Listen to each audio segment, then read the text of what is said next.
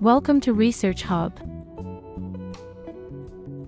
In this video, we will learn how to arrange references in alphabetical order.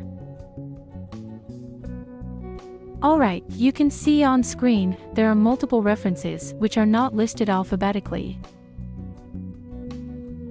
Okay, references with starting are listed at the end.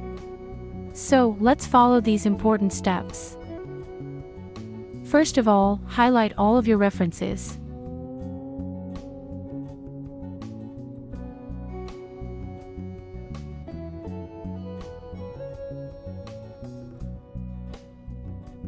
Now, click on this Sort tab with arrow from A to Z. OK. Now, press OK. Now, you can see all references have been arranged alphabetically. In these steps, you can arrange hundreds of your references alphabetically in one simple click. Thank you for watching. Don't forget like, share and subscribe my channel.